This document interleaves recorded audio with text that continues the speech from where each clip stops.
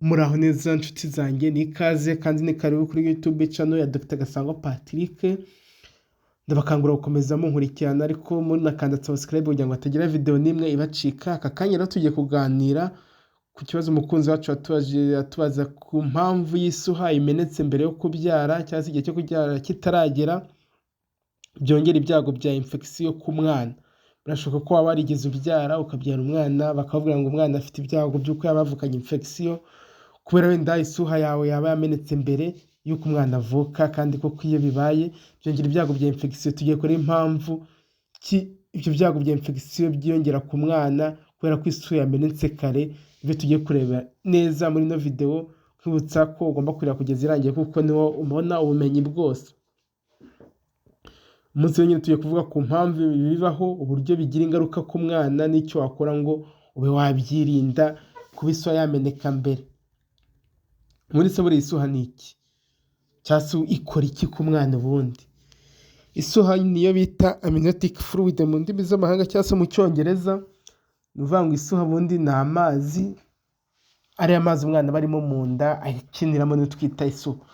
Iyi ruhare rero mu kurinda umwana, aho ituma umwana abasha gukina cyangwa se atandukanywa n'udukoko two hanze, kuko hari abafunze biri muri icyo bita amniotic sac hafunze, kuko inkondo y'umura iba ifunze.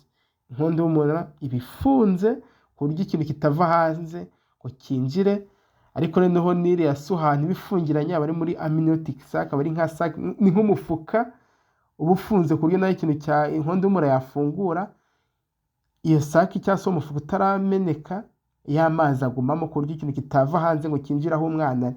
Mu ndimi z'amahanga tuvuga ngo aba ari sterile. Sterile ni ukuvuga iki? Nta mikorobe ibirimo, free of microbe, nta mikorobe ibirimo, bivuze ko umwana aba arinzwe, nta infection yagira igihe iriya sac cyangwa umufuka utarameneka ngo amazi asohoke hanze.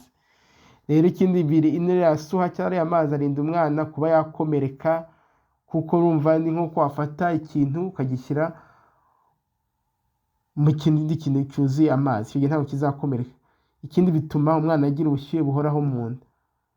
Muri rero isuha iba ifunze, nta nzira yose y'udukoko kugira ngo tube twinjira cyangwa se tumugereho aho ari. Iyo isuha rero imenetse mbere y'igihe byitwa iki? Bigira amaterme atandukanye, wenda ni amaterme medicale, nk'iyo bita preterm prelaba rupture of membrane. Bivuga ngo igihe isuha imenetse mbere y'ibyumweru 37 by'inda, bivuga ngo aratwite inda yawe ntiragira ibyumweru 37 isuha iramenetse. Icyo gihe urumva ko uzabyara umwana igihe kitageze, kuko tuzi ko umubyeyi agomba kubyara ku byumweru 39 cyangwa 41 kuzamura, cyangwa se 37. Impamvu rero zikunze gutera kumeneka kw'isuha ni ama infection mu nda. Ku mugore utwite birumvikana, cyangwa se habayo gukomereka nubwo bidakunze byo kubaho, cyangwa umubyeyi ararwaye, cyangwa se wenda amazi yabaye menshi mu nda. Hari n'ibindi byago bishobora kubaho, stress nyinshi cyangwa se uburwayi bwo mu mura. Ikindi rero isuha imenetse habaye inzira yo kwinjira tw'udukoko tugiye dutandukanye, aho twinjira mu nda nubwo amamikorobe akagera aho umwana ari, bityo umwana akazavuka afite ibyago byinshi byo kugira ama infection. Uko rero byongera ibyago bya infection ku mwana bigenda bite? Udukoko nyine turinjira mu nda ya nyina binyuze mu gitsina kubera hafungutse tukagera ku mwana. Amazi y'isuha nyine yakoreshwa n'udukoko nk'umuhanda wo kugera ku mwana. Umwana rero atangira kubona utwo dukoko cyangwa se kutwakira, bityo bishobora gutera ya infection twavuze, sepsis, akaba cyangwa se yagira umusonga. Igihe wumva umwana yavukanye umusonga cyangwa akavugira mu giga. Iyo rero isuha cyangwa se no mazi y'isuha imaze kumeneka mu masaha 18 mbere y'uko wenda ubyara, bitararenza amasaha 18 ngo ubyare, bivuga ngo isuha yamenetse ubyaye mbere y'amasaha 18 imenetse, ibi ibyago byo kugira infection biba biri hasi. Ariko iyo imenetse agashyira amasaha 18 utarabyara, ibyago bya infection biba biri hejuru, bityo uwo mwana agomba kuza mu bitaro by'abana nyuma yo kuvuka cyangwa se muri neonatology agahabwa imiti ya antibiotique ya infection. Mu gihe rero nyine wagize isuha yamenetse ashaka kugira umuriro, kuzamuka k'umutima we ugatera cyane, kubabara mu nda, byose bishobora gutuma umwana agira stress, akaba yanavukana yamera nk'umwana wananiwe.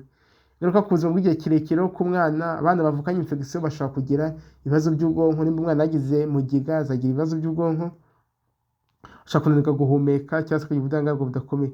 Umwana wavutse mbere y'igihe kandi akagira infection bivuga ngo habaho ibyago byinshi byo kuba amara yashobora kwangirika, ibibazo byinshi by'uko amaso ashobora kugira ikibazo bita retinopathy of prematurity nabyo bishobora kubaho.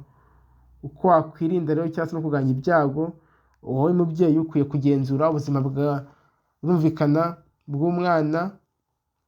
Ikindi nimba iso yamenetse ugomba kuguma mu bitaro igihe kinini kugira ngo ubashe gukurikirana kuko hari imiti baguha antibiyotike irimo arinda cyangwa se ivura irinda ibyago by'uko mikorobe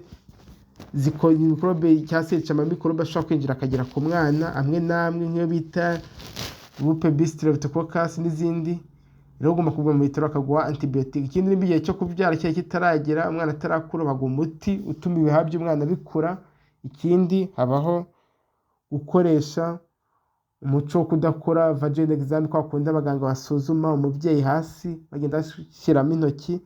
Iyo iso yamenetse ntabwo ari byiza kubikora kenshi, kandi niyo ubikoze ukorere ga zabugenewe zitateza infection. Ikindi nimba ubonye no mazi ihute kumenyesha abaganga igihe asohotse kuko biba biri byiza kuko leta yagutangiza za antibiyotike. Iso yari imenetse mbere y'igihe si ibintu byo kwirengagiza mubyeyi, ni ikimenyetso gikomeye gikeneye kugenzurwa n'inzobere kuko bishobora kongera cyane ibyago byo kwanduza umwana wawe ama-infection. Icy'ingenzi ni ukugera ku bitaro vuba ugahabwa ubufasha bwemewe kandi ukirinda ibizamura ibyago bya infection. Wibuke ko umutekano w'umwana wawe utangira he? Ni mu nda. Murakoze cyane kuri ino video. Ni Gasangwa Patrick, mukomeze mukore subscribe. Bye bye, ciao ciao. Muraho neza nshuti zanjye, ni ikaze kandi ni karibu kuri YouTube channel ya Dr. Gasangwa Patrick.